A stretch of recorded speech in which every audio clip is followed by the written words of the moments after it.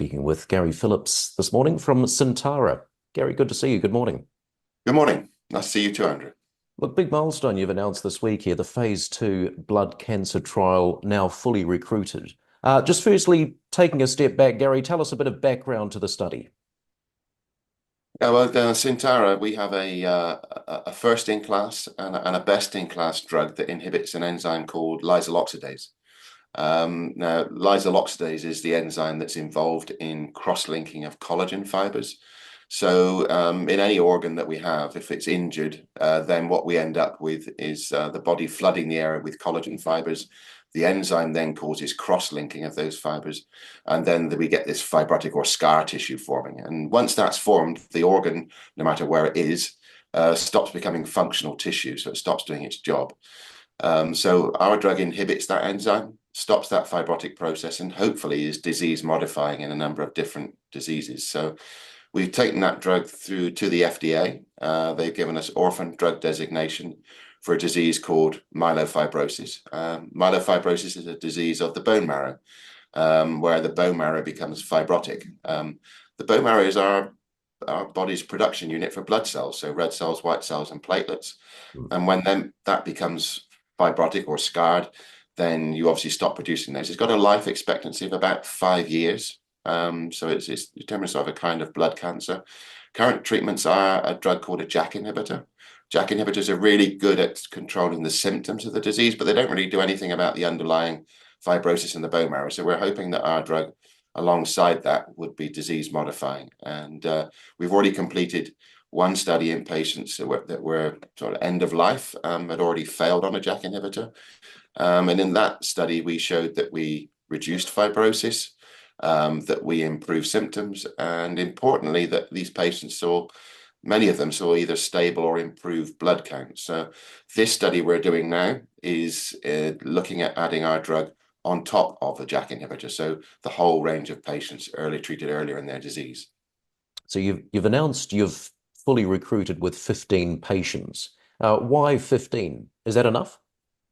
Yeah, so all these things are done in conjunction and sort of collaboration discussion with the FDA. So when we completed that study that we reported about December last year, where we were treating the end-of-life patients, we took it back to the FDA and said to them, look, here's the profile of the drug. They thought that the safety profile of the drug looked really good.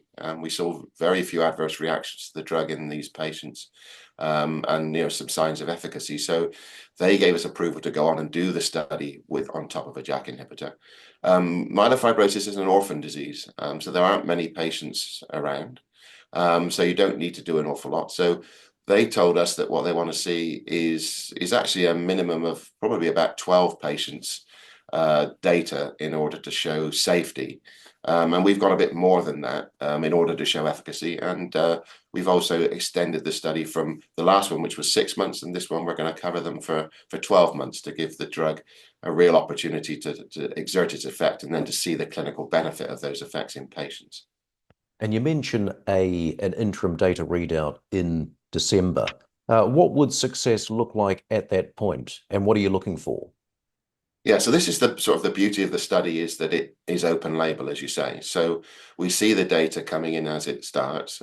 We recruited the first patient in December last year, and as you mentioned, yesterday we announced that we dosed our 15th patient in the study. So that was a really great step forward for us. I mean, we've got study sites open in Australia, South Korea, Taiwan, the US, and we've recruited the study on time, and now starting to see the data come in. Because it's open label, we see it as it comes in, and we think that by the beginning of December, we will have enough data to show some interim results from the study that will be meaningful for people to look at.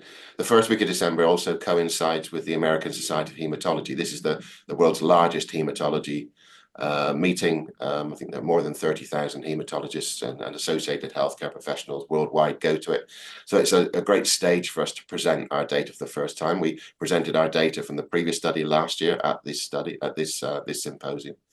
And we're hoping to show, again, safety of the drug.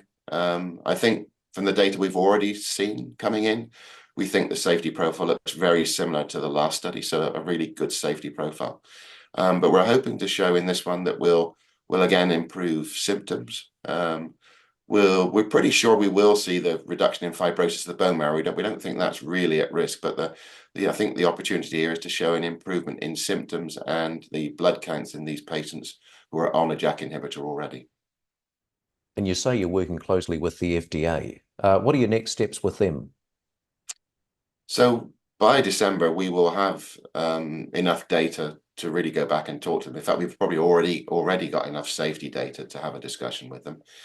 So we think in Q1 next year, we will be at a point where we have enough data to go and discuss with them the next study. Now, the next study is the pivotal registration study, so the one you get before approval.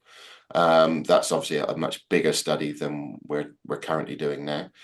So that's the key point. So we'll be gearing up, putting that data together, putting our questions to the FDA on the design of that study, and hoping to get agreement from them so that we can start planning for the next study. Look, clearly a significant step forward for Syntara. Might investors expect to see a potential acquisition or exit once the study completes? Yeah, that's a good question. I mean, I've talked about the disease area and the JAK inhibitors. JAK inhibitors have sales of more than $1 billion a year in this disease alone, despite only being symptomatic. The last 3 exits of companies with phase 3 data, so studies that are one step beyond where we are at the moment, in the last 3 years have been for more than $1.7 billion. So it's a very attractive area where companies are actively looking for assets that they can add to their portfolios and their pipelines for this disease that work. Our drug has got potential in obviously in myelofibrosis, but also in other blood cancers as well, which we're working on simultaneously with this study. So I think the data we present to ASH, the American Society of Hematology in December, plus the answers from the FDA on what they think of the data and the design of the next study, is sure to attract interest from the likes of those big companies that have engaged in those transactions to date. So I think in terms of investors and what they can see, I mean, hopefully with positive data, clearly the share price will appreciate, we hope, quite dramatically on the back of that. And then the company has an option either to go and raise the money to do that phase 3 study and potentially access that opportunity of a deal that's north of $1 billion once you get that data, or go earlier and form some kind of collaboration or licensing deal with a pharma company with the data and the answers from the FDA. So that those two things are coming together. It's no accident. It's what we're trying to get to, and the company will have some interesting options at that point. Gary, good to see you. Thanks for your time. Thanks, Andrew.